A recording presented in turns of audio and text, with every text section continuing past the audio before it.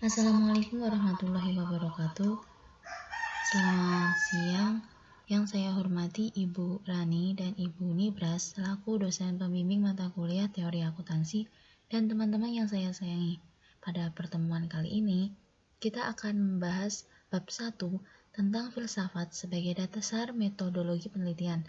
Sebelumnya, perkenalkan, kami dari kelompok 5 yang beranggotakan Zulkifli Sulistiono, MPM 4026, Miranda Dewi MPM 4062, dan Inge Hasna Puspita MPM 4096. Untuk lebih jelasnya, mari kita simak penjelasan berikut ini.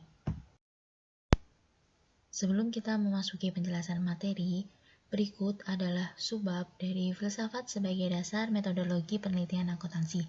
Yang pertama, menjelaskan tentang pergeseran arah penelitian. Yang kedua, menjelaskan klasifikasi metode penelitian. Yang ketiga, yaitu menjelaskan pendekatan mainstream atau positivis. Yang keempat, yaitu menjelaskan teori sebagai struktur. Dan yang kelima, penjelasan filsafat ilmu dan perkembangan akuntansi.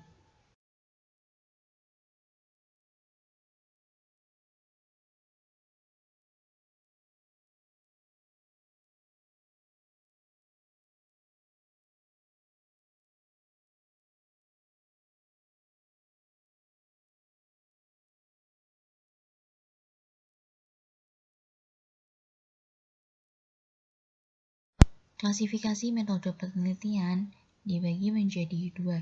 Yang pertama yaitu interpretif. Pendekatan interpretif berasal dari filsafat Jerman yang menitikberatkan pada peranan bahasa, interpretasi, dan pemahaman dalam ilmu sosial. Pendekatan ini memfokuskan pada sifat subjektif dari social world dan berusaha memahaminya dari kerangka berpikir objek yang sedang dipelajarinya. Tujuan pendekatan interpretif tidak lain adalah menganalisis realitas sosial dan bagaimana realitas sosial tersebut terbentuk. Atas dasar alasan itu, muncul permintaan akan penggunaan pendekatan interpretif dalam melakukan penelitian dengan memberikan tekanan pada persepsi dan penjelasan yang diberikan partisipan. Yang kedua yaitu radikal humanis dan strukturalis. Radikal strukturalis memfokuskan dapat konflik yang mendasar sebagai produk hubungan antara struktur, industri, dan ekonomi, seperti supply value, hubungan kelas, struktur pengendalian, dan sedangkan radikal humanis menitikberatkan pada kesadaran individu, keterasingan manusia, dan bagaimana kedua hal ini didominasi oleh pengaruh ideologi. Perbedaan antara radikal struktural dan humanis terletak pada objektif dan subjektivitas.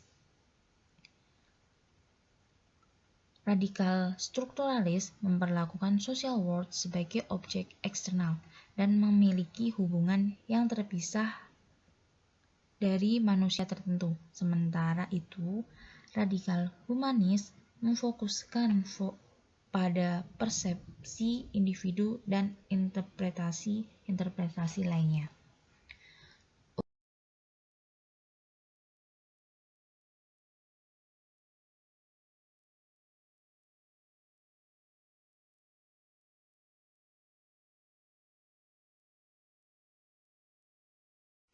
Yang ketiga yaitu pendekatan mainstream atau positivis. Wujud interpretasi induktif yaitu logika positisme menganggap bahwa hipotesis harus dibuktikan dengan penelitian. Teori dikembangkan berdasarkan suatu masalah yang harus dipecahkan. Dengan cara yang pertama menentukan suatu masalah, yang kedua setelah masalah ditentukan, masalah dinyatakan dalam suatu hipotesis yaitu pertanyaan yang menunjukkan antara dua fenomena atau variabel atau lebih. Jika hipotesis telah dirumuskan, penelitian akan membuktikan kebenaran dari hipotesis tersebut. Pembuktian dilakukan dengan cara membandingkan hipotesis tersebut dengan hasil observasi yang telah dilakukan di dunia nyata.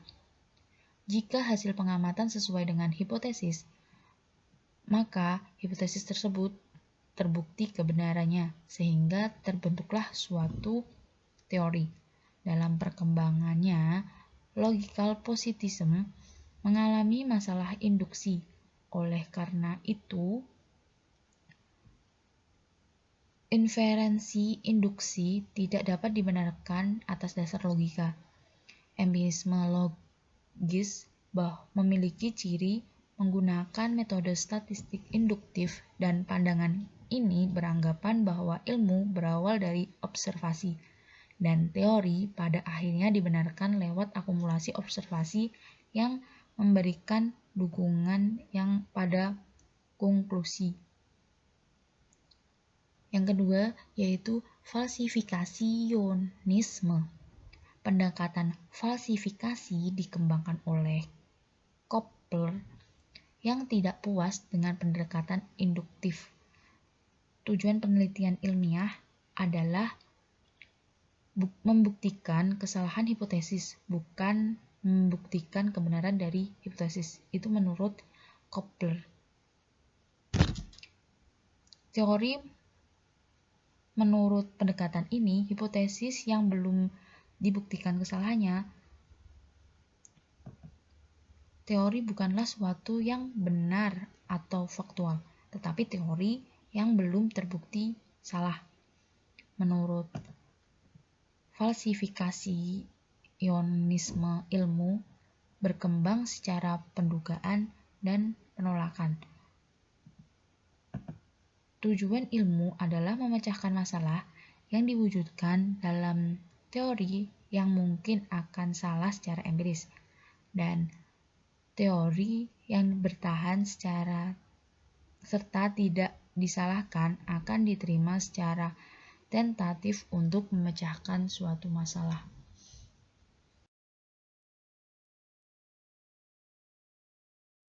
Kemudian saya akan melanjutkan dengan materi teori sebagai struktur. Berdasarkan pengamatan yang dilakukan secara empiris, dapat disimpulkan bahwa teori itu sangat kompleks dan rumit, dan tidak sesederhana yang digambarkan oleh kaum induktivis dan falsifikasionis. Perumusan yang lebih layak seyogyanya memandang teori sebagai suatu struktur yang utuh, di mana terdapat dua orang filosof yang mengajukan teori sebagai struktur adalah yang pertama Imre Lakatos dengan penelitian yang bernama Research Program pada tahun 1974. Di dalam teori ini, Imre Lakatos percaya bahwa suatu ilmu tidak dapat dinilai oleh teori yang terisolasi, tetapi oleh berbagai teori. Teori program menurut Imre Lakatos terdiri dari 1. Hardcore dan negative heuristic, 2. Protective belt of auxiliary hypothesis, yang ketiga positive heuristic. Kemudian oleh Thomas Kuhn dengan judul Paradigma dan Revolusi pada tahun 1972. Yang paling utama dalam teori ini yaitu penekanan pada sifat revolusioner dari suatu kemajuan ilmiah revolusi yang membuang suatu struktur teori dan menggantikannya dengan yang lain, dan bertentangan dengan yang semula. Segi penting lainnya yaitu peranan penting yang dimainkan oleh sifat sosiologis masyarakat ilmiah. Teori dapat digantikan dengan teori lain yang tidak cocok dengan teori tersebut. Kemudian, filsafat ilmu dan perkembangan akuntansi. Banyak peneliti akuntansi yang menganggap bahwa inductivist interpretation merupakan filsafat ilmu yang relevan untuk akuntansi. Hal ini disebabkan oleh peneliti akuntansi merumuskan hipotesis dan berusaha membuktikan kebenaran hipotesis tersebut. Paradigma Kant juga sering disebut dalam literatur akuntansi karena revolusi Kant sangat tepat untuk digunakan dalam memahami perkembangan akuntansi saat ini. Kant mengatakan bahwa revolusi terdiri dalam 5 tahap, yaitu 1. Akumulasi anomali, 2. Periode krisis, 3. Perkembangan dan perdebatan alternatif ide, dan yang keempat paradigma baru yang dominan. Riset akuntansi selama ini cenderung menggunakan model yang berbeda-beda dan model tersebut dapat saling menggantikan antara satu dengan yang lain. Akuntansi sumber daya manusia merupakan suatu research programs yang muncul berdasarkan sudut pandang ekonomi berkaitan dengan aktiva. Research program ini dikembangkan berdasarkan satu, karyawan merupakan salah satu sumber ekonomi yang paling penting bagi entitas. Dua, kegagalan akuntansi dalam mengungkapkan aktiva ini merupakan suatu kelemahan. Kedua keyakinan di atas menghasilkan dua hardcore, yaitu negatif heuristik dari research programs. Hardcore ini dikelilingi oleh masalah yang berkaitan dengan hal-hal sebagai berikut. 1. Cara terbaik untuk mengimplementasi akuntansi sumber daya manusia. 2. Bagaimana sumber daya manusia dinilai. 3. Kos untuk mengumpulkan informasi sumber daya manusia. Dan yang keempat, manfaat menyajikan informasi sumber daya manusia dalam laporan keuangan. Sekian presentasi dari kelompok kami, kurang lebihnya kami mohon maaf. Dan terima kasih telah menonton video kami. Apabila ada pertanyaan, mari kita diskusikan. Wassalamualaikum warahmatullahi wabarakatuh.